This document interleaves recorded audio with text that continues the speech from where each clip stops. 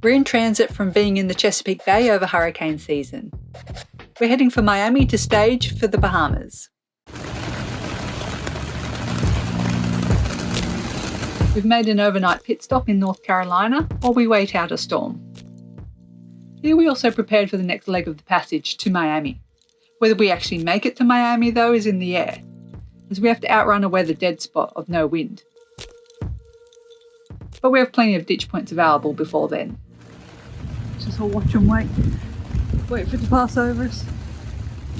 Wind gen got turned off. Engines are on in case we drag.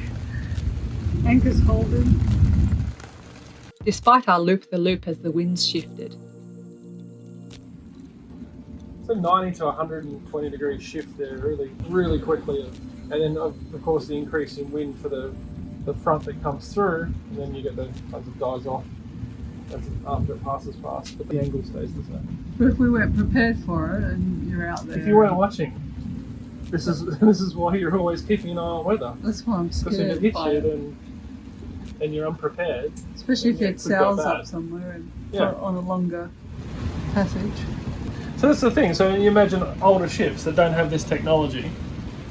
They don't have weather forecasting technology and all that. In the middle of the night, a front comes through and you got all your sails up thinking it's all fine, and then bam, you're hit by 35 knot winds. And you're on the shoals permanently. And you've just turned your ocean-going vessel into an amphibious vessel. I think it's scary. Although the storm has meant an interrupted night, we had a solid day of napping, which made a huge difference to our energy and morale levels as we look ahead. Lovely sunrise. We're away. How's it go? Do it for Claire and the Charlotte.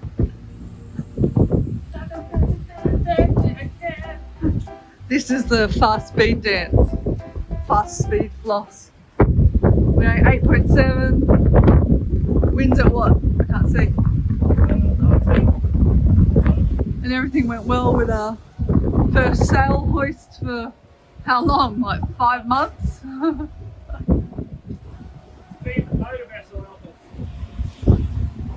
It was quite windy and there was a current when we first put it all up.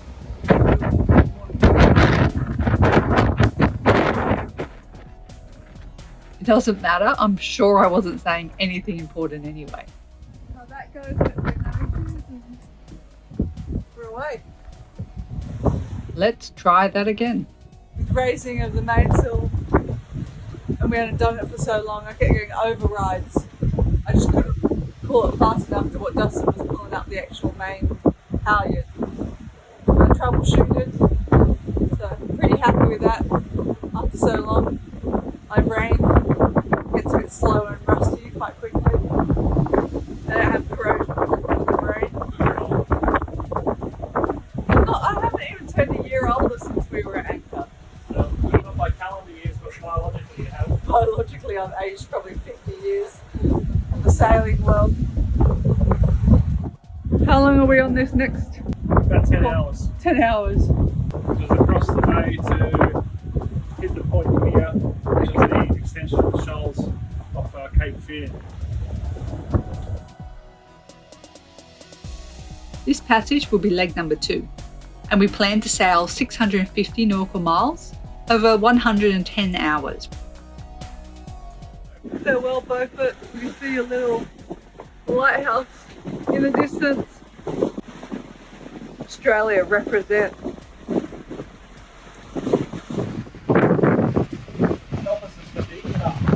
Going to Beam Reach? Beam Reach, lots of Beam Reach. Just says if you've got a spare Beam Reach laying around, send it over. I'll truck along at 9 knots, 15 knots of wind. Thousands. With a reef. What is a reef? To reef a sail is to reduce its surface area when high winds are expected. It's a safety precaution to ensure the boat is not overpowered. To unreef, or shake it out, is to do the opposite, thus increasing a sail's surface area.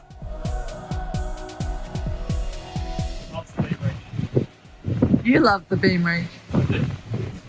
Nice point sail, but steady. Yeah, it does feel good.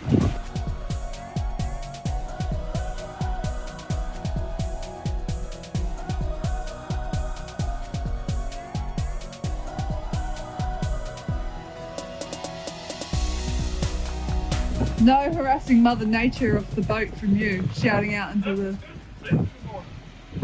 Sometimes you get every 70 or 75th sailing day you get a really nice day. The rest of them are just winds in front of you, the wind's terrible angle, swells telegraphic, not enough.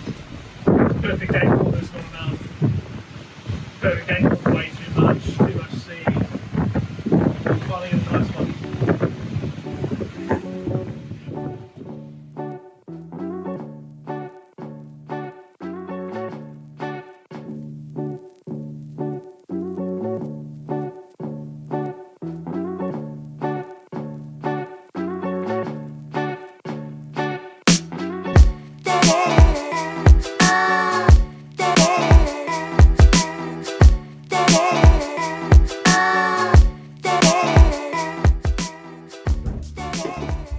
Getting breakfast ready now.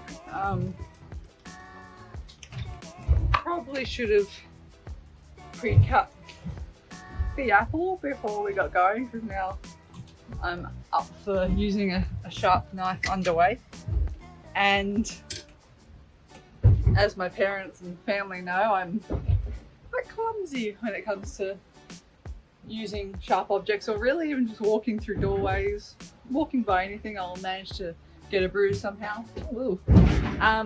Yes, I got my life vest on.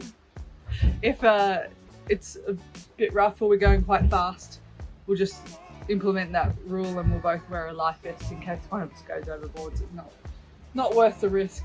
But I don't think the vest is going to save me from sharp objects. So I'll just have to take it slow. We're just having cereal. Keeping it basic, and I've pre-cooked chicken pie for dinner, so we'll have at least a couple nights to play with. Breakfast! Breakfast is served, and I still have all my fingers. Yep. Happy crew. Food in our bellies.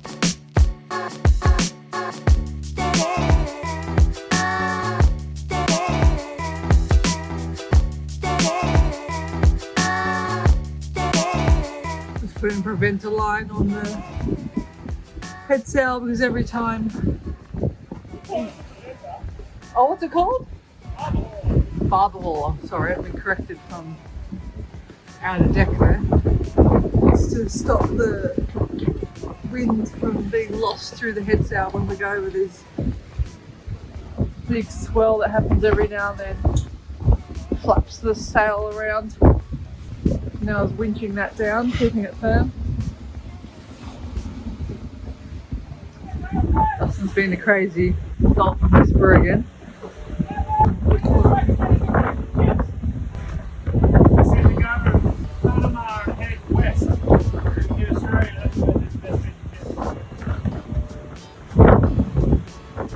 No, I want fish and chips. How long? 75 hours. To go. And we're undecided where we're going yet. Well, wait and see what the weather does. Probably happen. Well, if we have this speed for quite a while, we will catch the next set of winds to Miami. But I suspect we won't have this speed. We'll end up getting caught in this near air that's coming. Let's start. Oh, there's dolphins over there. Oh, look at them.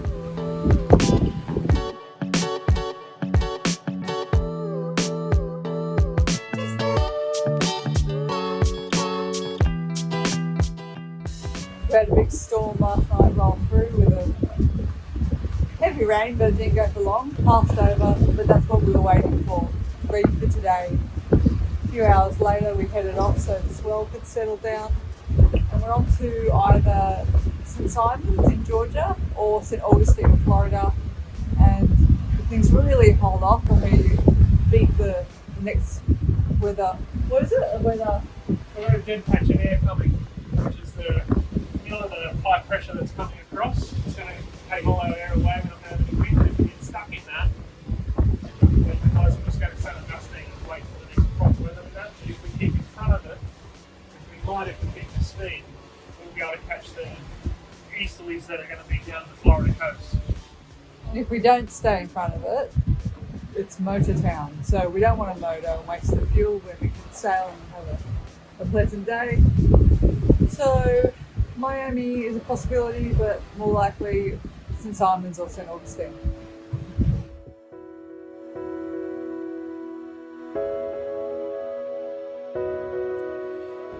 As the wind becomes less variable, and so the boat sailing over the water becomes smooth and more stable, we turn our attention to the boats around us, our competition. Kites flying like a kite. Sounds like what that is. The sailing competitiveness. We're going, what, 7 to 9.5? 8. Maybe kites are really small. Speedy. Maybe they've got less pots and pans on them. So it's lighter than the spices. I'm going to have to agree to disagree with you there. Well, we're doing 10 to.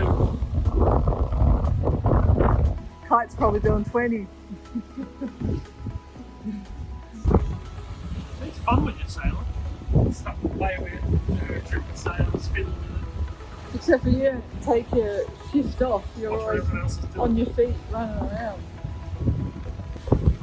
Something's happening Yelling expletives at those going faster than you. at the sky, howling at the moon. Howling at the sails, not going quick enough. The water swelled there, but it's fine. It wasn't been choppy at all.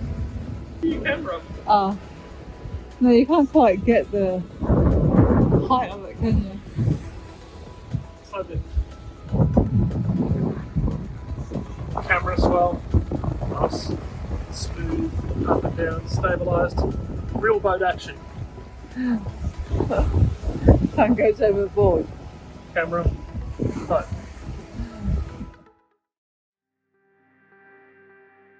As the sun goes down on day 1 of passage, we're a little tired after an early morning start and a bouncy down the water, but we're still feeling good after topping up our sleep kitty in Beaufort. This is your favourite stuff. Dodging ships. Big cargo ships to play boat dodgems with. Well, I was confused before as to what stiff sailing meant. I'm not confused anymore. We're going about 22 knots of apparent wind. Our speed's about probably averaging 9 knots. We're just cracking along with sailing. The swell probably only a few feet big, but at night it looks huge, and with the speed it feels huge. So it's all very anxiety-ridden for me. Dustin was here before and I took over my shift. I got really anxious being left in charge. So I shut down a little bit. Just wanted to focus on the instruments and what was around me. I was woken up because we had to put another reef in the main. Says the winds were picking up to 25. We've also got 2 reefs in the jib out front. Water is just splashing over the deck everywhere. I'm really happy at times like this that we've got our enclosure. I almost got 100% nailed here in the helm by a massive splash, but luckily we chose to put the door down, which we don't usually do, so that was good. Otherwise I'd be soaking wet. We've got 2 hours of this shift to go. Fun times.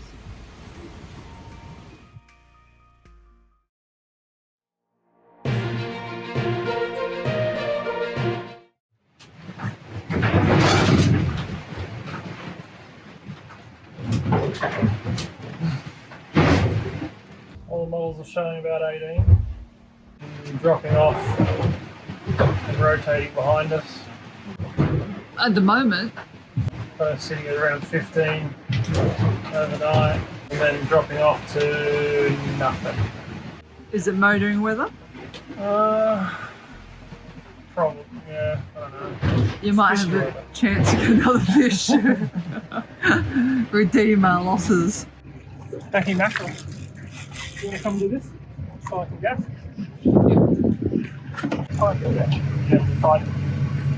Oh no! What have you done? Yep, the one that got away. But the wind doesn't pick up again after tomorrow if it goes dead? No, it looks like it stays about 10 to 15, so it's kind of Okay. it's whether maybe a spinnaker run or Dun, screecher. dun, dun, spinnaker. We'll see.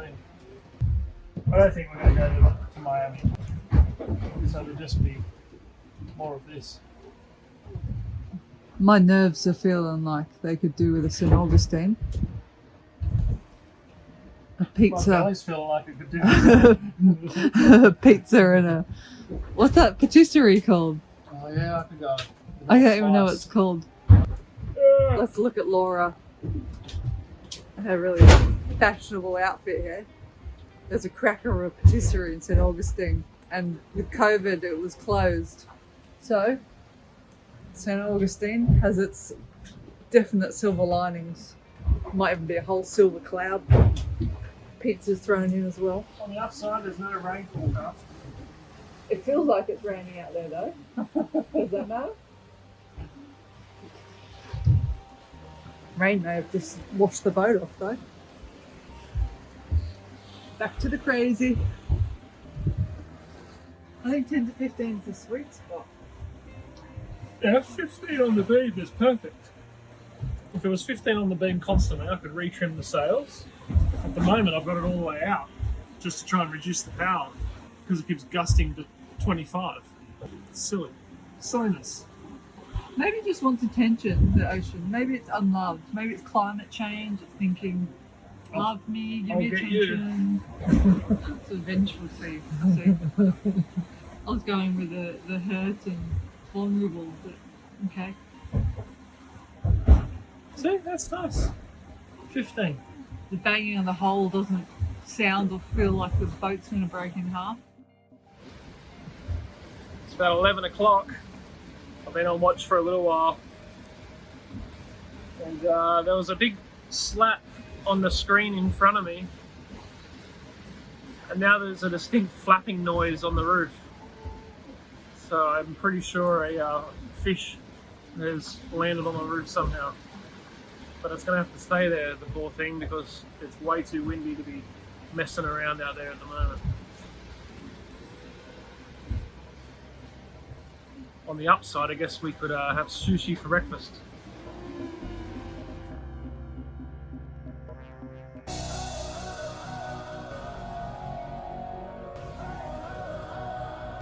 It's now the morning of day 2, and it's time to go in search for breakfast.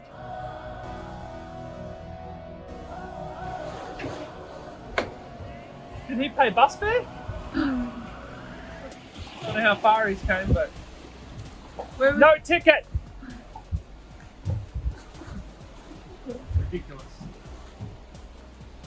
It was on the front. Oh, so he wasn't up on the roof where we thought? No, there was one in there. Oh, so there was a couple or it's the same one? I don't know. There is an army of them up there somewhere. The wind's been very variable, going from 8 knots apparent right up to 16 knots. What are we doing, Dom? We're taking out the reef in the sail. Where's the best thing to go there? Give us all the instructions, and we have little hand signals arranged. Basically, I don't know what's going on that much. It's like working with a child. This is why I need you to understand what goes on, so that I'm not relying on your memory to work out what's going on. I'm gonna forget. It's just so much to remember. Exactly. Yeah, but saying understand how it works, I then just forget how it works. It's not a... Yeah, all the stuff about birthing a baby, I don't believe you at all. Yeah, well, I do that day in, day out. Okay, we ready? Let's go. Before we roll away the jib and pull out the screecher for the lighter wind conditions, it's time to shake out the reef on the mainsail. Dustin tethers himself to the boat for safety. We turn directly into or downwind, just the same as when we are raising or lowering the mainsail. First we lower the sail, so the reefing line can be unattached from the sail's first reef point, which you can see is a metal ring. And then we raise the sail again. To communicate, we use a series of hand signals and voice commands while the wind howls past our ears. While we raise the main, we simultaneously keep the boom firm. That's the big metal structure at the base of the sail. We do this by controlling the main sheets and the downhaul line. Oh! You're good?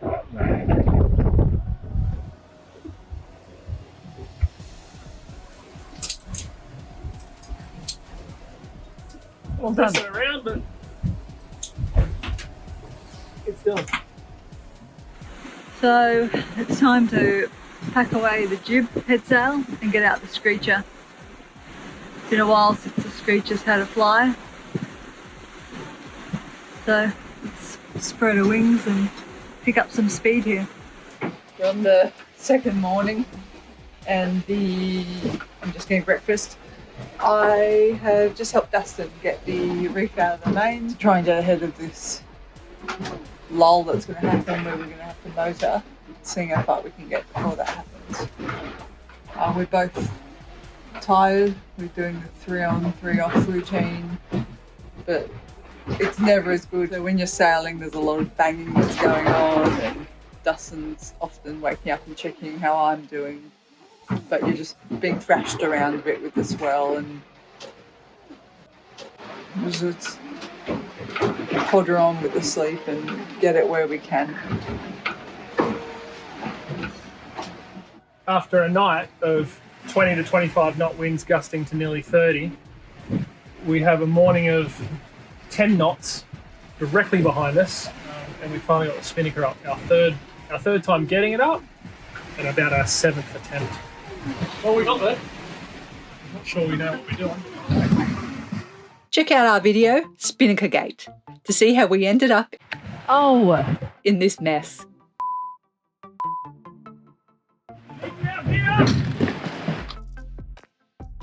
Join us next time on Let's Buy a Boat, he said, as we find out where our next stop is.